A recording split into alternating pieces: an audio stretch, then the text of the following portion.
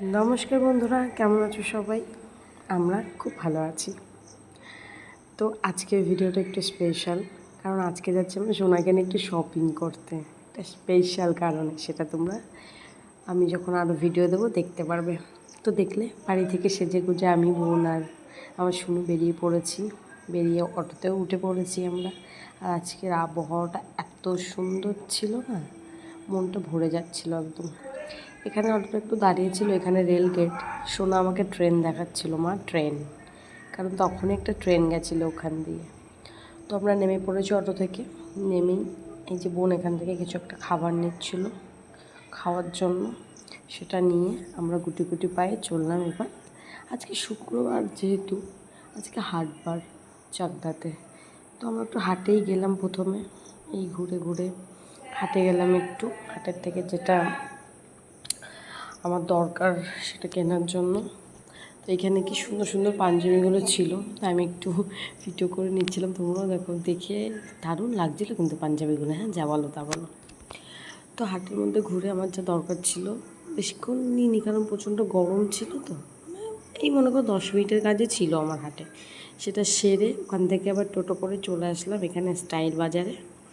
Style বাজারে এসে এই দেখো সোনার আর সোনার মাম্মা মেজে উপরে উঠছে, আবার ও একটু পেছন দিকে তাকাচ্ছে, আমি ফোনটা ধরে আছি বলে।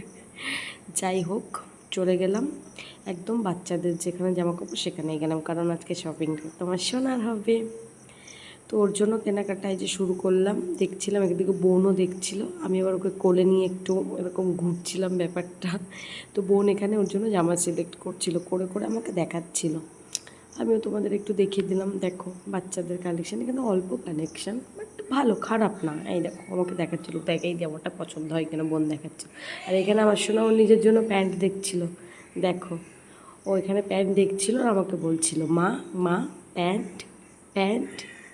আমিও আবার জিজ্ঞাসা করছি, শোনা তুমি কী দেখছো? মা প্যান্ট দেখছি। আমি বলছি তোমার কোনটা পছন্দ হয়েছে? ওই দেখো একটা লাল আর একটা ওই স্কাই ব্লু কালারের প্যান্ট, দুটো ধরে নাড়াচ্ছিলো, বলছিল যে এইটা এইটা।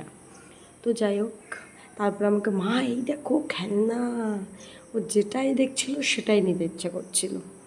তো ও খুব এনজয় করছিল। মলে গেলে বাচ্চারা কী করে, সবাইকে পুরো পাগল করে দিচ্ছিল। মলে যারা থাকে তারা তো পেছন পেছন মানে ঘুরছিল, কি করে কাণ্ড কারখানা দেখে ওরাও মজা পাচ্ছিল। যাই হোক, তো এইখানে সোনা আর তার মাম্মামের একটু ড্রামা চলছিল, ঠিক আছে। যাই হোক, তো এই করতে করতে ওর এখান থেকে দুটো ড্রেস নিয়েছিলাম, সেটা তোমরা পরে পরে দেখতে পাবে। যেটা নিয়েছিলে সেটা পরে দেখতে পাবে তোমরা, আর কী জন্য নিয়েছি সেটাও দেখতে পাবে।